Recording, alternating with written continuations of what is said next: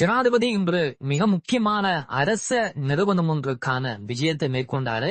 இலங்கையிலேயே அதிக வருமானம் தந்த இந்த வருஷத்தினுடைய நிறுவனமாக அதுதான் இருக்கு. அடுத்த வருஷத்துல இதைத்தான் கையில் எடுக்க வேண்டும் அப்படின்ற ஒரு கட்டாயம் அரசாங்கத்துக்கு இருக்கு. இதன் காரணமாக ஜனாதிபதி நேரடியாக இன்றைய நாள் அந்த நிறுவனத்துக்கு சென்று அது தொடர்பான தகவல்கள் வெளியாகி இருக்கு.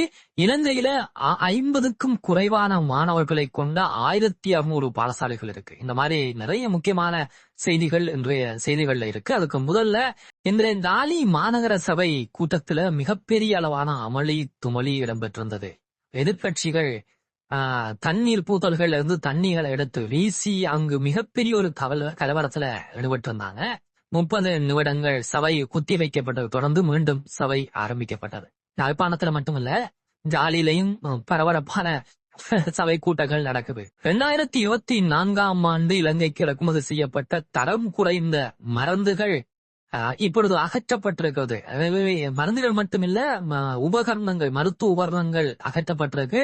இதனுடைய ஆய்வை தேசிய கணக்காய்வு நிர்வாகம் வெளியிட்டிருக்கிறது. கிட்டத்தட்ட 421 கோடி ரூபாய் பெறுமதியான மருந்துகளும் உபகரணங்களும் நீக்கப்பட்டிருக்கிறது. கடந்த காலங்கள்ல இந்த தரமற்ற மருந்துகளால பலர் பாதிக்கப்பட்டிருந்தாங்க. அதாவது குறிப்பா கிட்னி, அதோட கண் பார்வை முக்கியமா, அதனால மன அளவுல பாதிக்கப்பட்டவர் என்று ஏராளமான விஷயங்கள் பதிவாகி இருந்தது. இவர்களுக்கான இழப்பீடுகள் வழங்கப்படும் சொல்லப்பட்டா ஒரு சிலருக்கு வழங்கப்பட்டது, இன்னும் பலருக்கு வழங்கப்படும் என்ற குற்றச்சாட்டுகள் தொடர்ந்து இருக்கு. எனவே இப்படியான கால விஷயங்களுக்குள்ள இந்த 421 கோடி ரூபாய் பெறுமதியான மருந்துகள் நீக்கப்பட்டிருக்கிறது.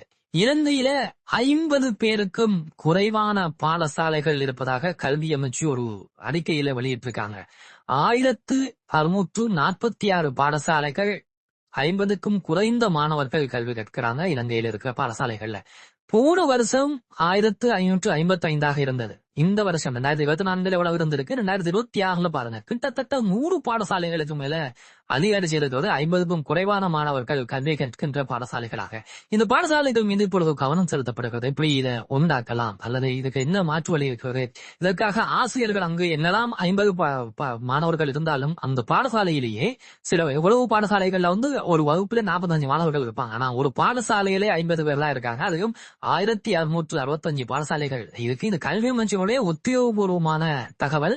இதுல இன்னும் ஒரு முக்கியமான விஷயம் என்னன்னா, எல்லா பாடசாலைகளுக்கும் வர மாதிரி எல்லா பாடங்களுக்குமான ஆசிரியர்களும் இந்த பாடசாலையில் இருக்காங்க அப்படின்றதான் இதுல இருக்க மிகப்பெரிய ஒரு விஷயமாக இப்ப பார்க்கப்படுது. எனவே இதை எப்படி சமாளிக்கிறது, இதுக்கு என்ன மாற்று நடவடிக்கை எடுக்கிறது என்பது தொடர்பாக இப்பொழுது ஆலோசனை செய்யப்படுகிறது. ஜனாதிபதி அன்புகுமார் நாயக்க அவர்கள் இன்றைய நாள்ல சுங்க திணைக்களத்துக்கான விஜயத்தை மேற்கொண்டிருந்தார். காரணம், இலங்கையினுடைய வரலாற்றுல இந்த வருஷம் அதிகூடிய வருமானத்தை பெற்றுக் கொடுத்த அரசு நிறுவனத்துல முதலாவதா இருக்கிறது இந்த சுங்க திணைக்களம்.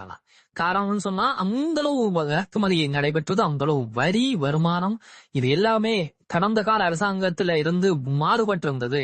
காரணம், வெளிப்படைத்தன்மையாக பலதரப்பட்ட விஷயங்கள் இங்கு கையாளப்பட்டது, ஒரு மாற்றத்தை ஏற்படுத்தியுள்ளது. இதன் காரணமாக அதிக லாபத்தை அரசாங்கம் சம்பாதித்துக் கொண்டது. இந்த சம்பாதியம்ன்றது வாழ்நாள்ல சுங்க திணைக்களம் இதுவரையில செய்யாத ஒரு மிகப்பெரிய ஒரு வருமானம். இந்த இலக்கு உங்களுக்கு கொடுக்கப்பட்டது பெரிய இலக்கு, 2115 பில்லியன் ரூபாய்கள், 2,11,500 கோடி இலக்காக கொடுக்கப்பட்டாலும் மேலதிகமான 30 கோடியையும் சம்பாதித்திருக்கிறது. அப்படி என்பது மிகப்பெரிய ஒரு வருமானம் தான்.